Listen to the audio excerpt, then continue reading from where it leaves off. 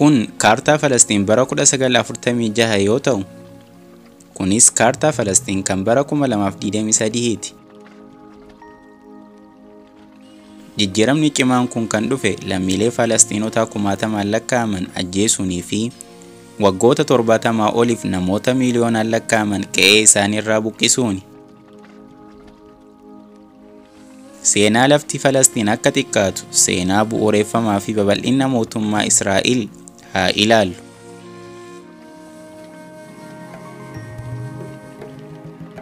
Hordoftootaa fi dhaggeeffattoota keenya qaqqaalii, nageenyaa fi jaalalli keenya bakka jirtanitti isin haa dhaqqabu. Kun Muraad Moo Productionidha. Maatii Muraad Moo Production ta'uuf mallattoo subscribe tuqaa. Bara 1900 dura irraa kaasee Falastiin qaama Empaayeraa Usmaan kan turte yoo ta'u, Musliimoonni, Kiristaanonni fi Yihuudoonni waliin jiraachaa turan. Haa ta'uutii sochiin Ziyoonistii bara 1896tti nama Theodor Herzl jedhamuun ardii Awurooppaatti eegalame. Galmi sochii Ziyoonistii inni jalqabaa Falastiin keessatti biyya Yihuudootaa hundeessuu, eega kana milkeessan booda cimsuudha. Sochiin Yihuudootaa Awurooppaarraa gara Falastiin godaanuu eegalame. Xumura waraana addunyaa tokkoffaa irratti Impaayerri Usmaan diiga Falastiin bulchiinsa Ingiliz jalatti kufte. Mootummaan Ingiliz Falastiin keessatti bara 1917tti mootummaa Yihuudootaa ijaaramuuf deeggarsa akka qabu beeksise. Kun immoo labsii Balfour jedhamuun beekama. Lakkoofsi Yihudootaa kan Falastiin keessatti qubatan dabalaa deeme. Naannichatti waldhabdee Arabaa fi Yihudoota gidduutti uumamuu eegale. Ji'a Gurraandhalaa bara 1947 keessa Ingiliz gahee dirqamaa ishee gallakkisuun gaafii Falastiin dhaabbata mootummaa gamtoomaniif dhiheessite. Baruma kana ji'a Sadaasaa dhaabbanni mootummaa gamtoomanii karoora biyya Falastiin bakka lamatti qooduu raggaasise. Innis Israa'elii fi Falastiin. Magaalaan kabajamtuun Yerusaalem yookaan Al-Quds immoo Musliimtota, Kiristaanotaa fi Yihuudoota kan keessa jiraatanii fi naannoo idil addunyaa kan dhaabbanni mootummaa gamtoomanii to'atu ta'e. Yihuudoonni karoora qoqqoodamiinsa dhaabbata mootummaa gamtoomaniin dhiyaate fudhachuun walabummaa mootummaa Israa'el caamsaa 15 bara 1948tti labsan. Faddaalonni yookaan gaangistaroonni Ziyoonistoota lammiilee Falastiin 700,000 fi 50,000 ol ta'an jeequmsaan mana isaanii keessaa ari'anii lafa isaanii fudhatan. Kanarraa ka'uun guyyaa balaa guddaa jedhamuun yaadatama. Afaan Arabaatiin Al-Nakbaa jedhama. Waraana Arabaa fi Israa'el isa jalqabaa. Biyyoonni ollaa Falastiin kan Araba ta'an lafa Israa'el fudhatte morman. Guyyaa mootummaa Israa'el walabummaa isaa labsate borumtaa isaa waraana Arabaa fi Israa'el uumame. Waraana kanaan Israa'el injifatte. Kanumaan walqabatee Israa'el karoora qoqqoodamiinsa dhaabbata mootummaa gamtooman jalatti lafa mootummaa Falastiiniif yaaddame saamichaan fudhatte. Sababa Israa'el saamicha gooteef lafti Falastiin bakka sadiitti qoodame.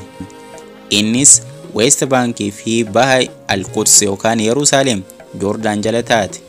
Gaazaan immoo Masriin yoo qabamtu, mootummaan Israa'elii ammoo dhiha Yerusaalem yookaan Al-Quds dabalatee lafa Falastiin parsantii 78 qabate. Waraana guyyaa jahaa. Waraanni guyyaa jahaa kun bara 1967tti kan gaggeeffame yoo ta'u, innis waldhabdee Israa'elii fi biyyoota ollaa ishee gidduutti kan uumamedha. Dhuma waraanaa kana booda kaartaan kana fakkaata. Falastiin amma guutummaan guututti Israa'eliin qabatamtee jirti. Waliigaltee nagaa osoo hin buusin Israa'eloonni Gaazaa fi West Bank seenuu eegalan. Kun immoo dhaabbata bilisummaa Falastiin akka uumamuuf sababa ta'e. Kaayyoon isaa inni guddaan Falastiin karaa barbaachisaa ta'e kamiinuu Israa'el jalaa bilisa baasudha. Diddaa Falastiin. Haaluma kanaan lolli waggootaaf itti fufe. dhaabbanni bilisummaa Falastiin dhuma irratti qoodamiinsa biyya Falastiin fi Israa'elii fudhate. Waldhabdeen garuu kanumaan hin xumuramne. Qubattoonni hedduun gara naannoo Falastiin kan humna Israa'eliin qabatamtetti qubachuu eegalan. Haa ta'uutii hawaasni addunyaa akka seeraan alatti ilaale. Qubachuun Israa'elootaa kun immoo Falastiinota biratti muftoo uumee akka fincilan taasise. Afaan Arabaatiin intifaadaa jedhamuun beekama. Kanarraa kan ka'e Hamaas dhalate. Innis sochii siyaasaa Israa'el West Baankii fi Gaazaa qabatte loluuf kutatee ka'e. Waliigaltee Osloo. Waldhabdee Israa'elii fi dhaabbata bilisummaa Falastiin hir'isuuf kan kaayyeeffate waliigalteen Osloo jalqaba irratti bara 1993tti kan mallatteeffame yoo ta'u, inni lammaffaa immoo bara 1995tti mallatteeffame. Waliigaltichi West Bank naannoo sadiitti qooda. Innis naannoo A, B, C yoo ta'u, naannoon A bulchiinsa Falastiin jala, naannoon B bulchiinsa waloo Falastiin fi Israa'el jalatti yoo ta'u, naannoon C immoo to'annoo Israa'el jala. Furmaanni kun garuu rakkoo uume. Sababiin isaas naannoon C harki caalu lafa qonnaa, bishaanii fi albuuda West Bank of keessaa qaba. Israa'el wantoota armaan olii tarreeffaman akka Falastiinonni hin arganne daangeessite. Kun immoo naannoo kanatti akka mariin nagaa dabalataa hin milkoofne mirkaneessa. Falastiinonni abdii kutatan. Sababa kanaan bara 2000tti fincilli lammataa uumame. Israa'el fincila Falastiinota to'achuu fi daangessuuf dallaa Israa'elii fi Falastiin adda baasuu fi buufata sakatta'iinsaa ijaaruu jalqabde. Bara 2005tti Israa'el Gaazaa keessaa baate. Garuu West Bank keessatti bakka dhuunfatte qubsuma seeraan alaa ijaaruu itti fufte.